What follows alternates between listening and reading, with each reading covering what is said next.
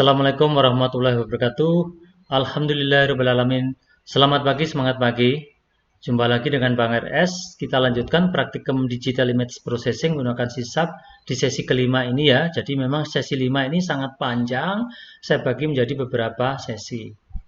Oke, kali ini saya akan menjelaskan fokus pada template matching berdasarkan citra biner. Nah, bayangkan Anda akan mengidentifikasi huruf ya, ada A, B, C gitu ya. Di sini ada A, B, C ya. Saya mempunyai 3 citra. Jadi ini soal yang sangat simpel. Saya mempunyai 3 citra, ada A, B, C. Artinya di sini load citra 1, citra 2, citra 3. Kemudian ada citra baru. Citra baru ini terserah sebetulnya ya, termasuk citra yang kita load tadi juga terserah. Kemudian kita hitung jaraknya. Nah, nanti akan menarik sekali. Kita akan bisa membandingkan berapa jarak antar citra ini terhadap citra baru. Oke, kita coba. Jadi ini ada beberapa percobaan ya. Jadi di sini kita load citra A, B, C, kemudian citra barunya juga huruf A, tapi dengan bentuk yang berbeda. Kemudian kita cari jaraknya. Ternyata jarak yang paling minimal itu adalah dengan huruf A sendiri.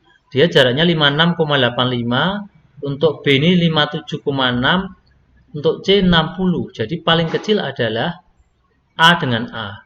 Ini bisa jadi benar, bisa tidak ya. Artinya apa? Memang segmentasi. Jadi template matching ini artinya citranya mempunyai ukuran yang sama. Kemudian kita cari selisih ya, atau kita cari jaraknya untuk masing-masing pixel ini. Begitu ya. Kemudian yang berikutnya juga demikian. Di sini saya mengelut 3 citra, ada A, B, C. Kemudian saya load citra baru, hurufnya juga A, tapi berbeda sekali dengan huruf di load citra 1. Di sini kalau kita lihat jaraknya juga demikian. Ternyata jarak citra baru A dengan A ini 49,3, B 63,6, kemudian C 59,99. Artinya tetap dia dikenali sebagai huruf A ya. Artinya kalau secara relatif dia sama dengan huruf A yang lama. Demikian juga untuk ini ya. Ini saya cobakan untuk citra barunya B. Ternyata dia jaraknya paling minimal juga B. Kemudian citra B lagi. Ini juga citra B. Jadi beda tipis dengan C sebetulnya ya. Berikutnya huruf C. Nah, di huruf C juga demikian. Dia akan dekat dengan huruf C yang lama. Sama dengan citra yang kanan ini ya. Bagaimana huruf G dengan D? Nah, ini misalkan saya masukkan citra baru G. Padahal di sini tidak ada huruf G ya. Ternyata dia dekat dengan huruf C. Karena di sini kan kita hanya mencari jarak. Pasti dicari jarak yang terdekat. Dia tidak peduli apakah huruf C dengan G sama enggak. Nah, itu enggak peduli karena di sini kita hanya menghitung jarak antar objek. Demikian juga untuk berikutnya yang sebelah kanan ini saya ambil citra barunya adalah D. Ternyata dia paling dekat dengan citra C. Nah itu. Dibanding dengan A dan B. Begitu ya. Mengapa demikian? Bisa terjadi ya karena di sini karena dia paling dekat dibanding dengan A dan B. Oke, sekarang kita masuk ke template matching berdasarkan komponen RGB ya. Oke, saya di sini mempunyai desain form seperti tadi ya. Ada 4 picture box, kemudian ada 5 button, kemudian di sini ada text box 3 ya untuk menghitung jarak ya.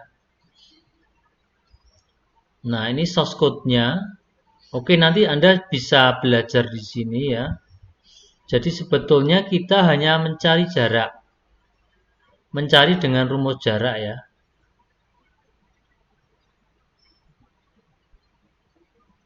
Oke lah, mencari dengan rumus jarak ini algoritma lumayan panjang sebetulnya ya, lumayan panjang. Jadi di sini kita ambil citra grayscale intinya ya. Kita ambil citra grayscale, kemudian di sini apa namanya? Setelah itu, ini yang paling penting saya jelaskan saja ya.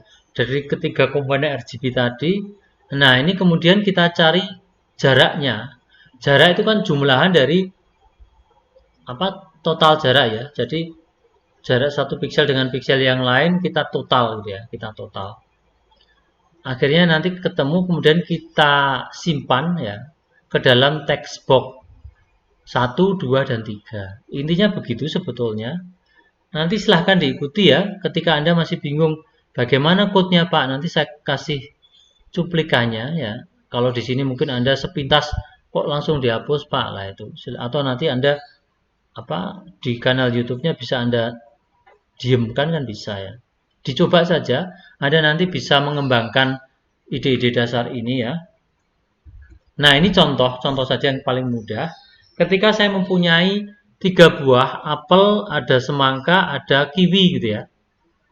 Di sini saya bandingkan dengan citra baru apel. Kebetulan apelnya sama, makanya di sini jaraknya apel dengan apel 0 karena dia betul-betul sama, begitu ya. Apelnya sama kebetulan. Semangkanya jelas jaraknya jauh ya. Demikian juga untuk kiwi. Nah, ini citra berwarna ya. Jadi kita melihat komponen RGB gitu ya. Kemudian kalau semangka yang saya masukkan pasti dia kalau kita cari jaraknya dengan semangka pasti juga 0. Oke. Kemudian dengan bukan buah kiwi, maaf, ini buah melon ya. Dengan buah melon dia jaraknya juga 0. Nah, ini yang menarik. Ketika citra baru itu bukan buah yang ada di 3 macam ini, bagaimana? Tetap dicari jarak terdekat ya. Jarak terdekatnya siapa? Jarak terdekatnya adalah ini buah melon ya. Ternyata melon ini sebetulnya mirip-mirip ya. Ini 19.000 sekian. Tapi yang paling rendah itu adalah melon. Jadi pepaya ini dikenali sebagai buah melon. Ini kita berpikir ekstrim ya, artinya atau berpikir yang sangat sederhana. Nanti kasus yang Anda kembangkan tidak boleh seperti ini. Ini untuk memberikan ilustrasi yang paling sederhana. Nah, demikian juga untuk tanda lalu lintas. Tanda lalu lintas ini ketika saya ambil 3 tanda lalu lintas, kemudian di sini saya akan bandingkan dengan citra baru belok kiri gitu ya. Ternyata belok kiri dengan belok kiri pasti 0 ya. Jarak yang terdekat kedua adalah belok kanan. Belok kanan menikung ya, menikung. Kemudian yang berikutnya, ini ada kasus saya punya citra asal ada 3 macam, kemudian di sini citra barunya berbeda dengan tanda lalu lintas yang 3 ini. Maka nanti dia akan mencari yang terdekat. Yang terdekat adalah 7297 atau citra pertama. Begitu ya. Oke, itu gambaran. Oke, untuk region splitting berdasarkan citra biner, kita lanjutkan pada sesi berikutnya. Assalamualaikum warahmatullahi wabarakatuh.